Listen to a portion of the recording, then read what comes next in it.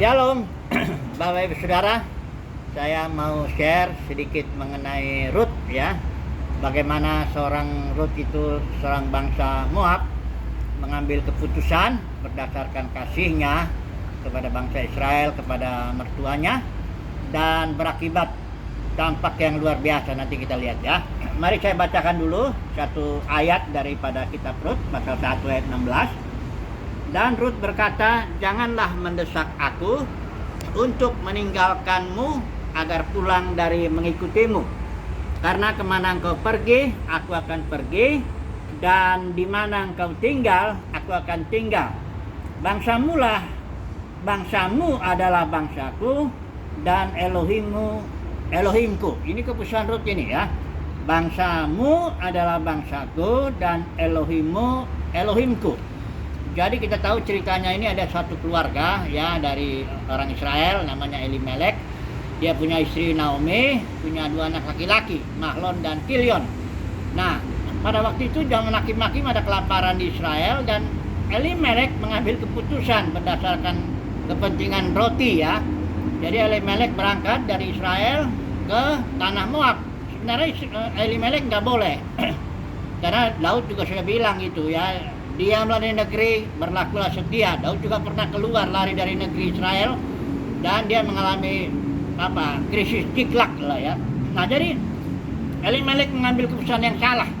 Padahal Elimelek termasuk keluarga yang cukup berada lah ya di daerahnya itu, Bethlehem, dan tetapi karena keputusannya nggak lama kemudian Elimelek mati di tanah Moab ya. Kemudian Mahlon dan Kilion juga mengambil keputusan yang salah, dia menikah dengan perempuan Moab. Bagi Israel itu tidak boleh ya menikah dengan bangsa lain ya. Tapi itulah Mahlon dan Kilion menikah dengan Orpa dan Rut yang bangsa Moab ini ya.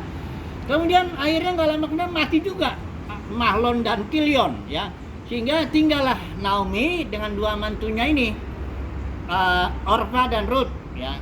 Setelah 10 tahun, nah kembali Naomi mendengar dia di Israel sudah ada roti ya.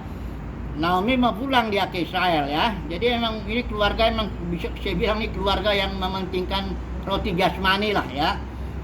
Sudah dia mau pulang, nah dia bilang sama dua mantunya, udahlah kalian kembalilah kepada bangsamu, kepada ilahmu.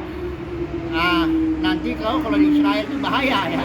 Kalau bangsa lain itu di Israel, hampir nggak ada masa depannya lah ya. Kalau strata sosial itu Israel itu pada zaman itu ada imam besar yang paling tinggi, nanti ada seorang Lewi, semuanya, baru para pemungut cukai, pelacur, nanti di bawahnya itu baru bangsa lain ya. Sehingga sangat rendah lah, kemungkinannya kecil sekali ada masa depan. Itu makanya si Naomi bilang, udahlah kau pulang lagi kepada bangsamu, kepada ilahmu, mudah-mudahan kau dapat suami lagi ya. Tapi kemudian Orpa pulang, tapi Rut itu bertahan. Dia bilang, bangsamu bangsaku, Elohimmu, Elohimku ya. Kemudian akhirnya berangkatlah mereka, Naomi dengan Rut ya, ke tanah Israel, pulang ke Bethlehem daerahnya tanah. Nah, singkat cerita kemudian adalah seorang yang namanya Boaz. Orang Israel itu biasa begitu ya, ada hukum penebusan.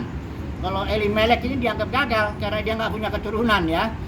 Jadi ada kerabatnya yang dekat, ya sebenarnya ada yang lebih dekat lagi, tapi Boaz inilah yang mau mengambil menebus ya, istilah hukum penebusan ya, ditebuslah seluruhnya, itu dibelilah itu harta milik Elimelek termasuk Rut supaya Elimelek punya keturunan ya. Karena Naomi sudah terlalu tua, jadi tidak mungkin Naomi. Sebenarnya Boaz juga sudah tua ya, jadi Boaz mendekati Rut ya yang masih muda. Akhirnya lahirlah anak ya, kalau saya bacakan ini di bagian terakhirnya ini ya, lahirlah anak yang namanya Obed ya. Obed inilah ayahnya Isai. Isai inilah ayahnya Raja Daud. Kalau saudara melihat di kitab Matius keturunan ini, Yesus Kristus itu ada dua nama perempuan bangsa asing. Yang pertama Rahab pelacur itu, yang karena dia berpihak kepada dua pengintai yang diutus Yosua itu waktu Jericho mau dihancurkan. Yang satu lagi Rut ya, bangsa Moab yang secara manusia nggak ada harapan lah dia ya. Tapi dia masuk dalam silsilah yang menurunkan Yesus Kristus sebagai Mesias. Ini luar biasa ya. Keputusan yang didasarkan atas kasih ya, ternyata sangat mendatangkan berkat luar biasa. Walaupun tidak langsung ya, itu butuh proses, butuh waktu yang lama.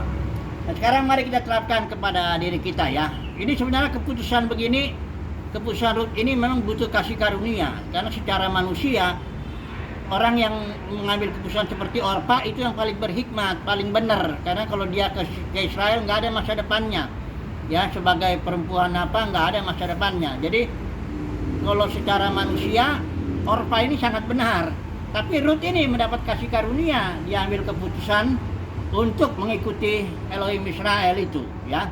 Nah, saudara dan saya juga sekarang ini, hidup kita ini sebenarnya hidup perjalanan iman itu sebenarnya perjalanan keputusan, ya. Semoga kita mendapat kasih karunia dari Tuhan sehingga kita mengambil keputusan yang tepat lah ya dalam kehidupan ini. Mengikut Tuhan sebagaimana kita saat ini ya, melakukan pekerjaan-pekerjaan sebagaimana yang Tuhan tetapkan ya. Kita ikutin terus lah ya. Memang nggak kelihatan sekarang, tapi nanti di ujung kehidupan kita baru kelihatan itu ya, bahwa keputusan kita menghasilkan sesuatu lah ya, memberikan dampak lah. Kayak si Rut ini dampaknya kekal ini saudaraku. Ini sampai sekarang pun nama Rut di dunia ini banyak orang yang namanya Rut ya, karena dia mengambil keputusan mengikut Tuhan ya, mengambil keputusan yang benar oleh karena kasih karunia Tuhan. Haleluya, amin.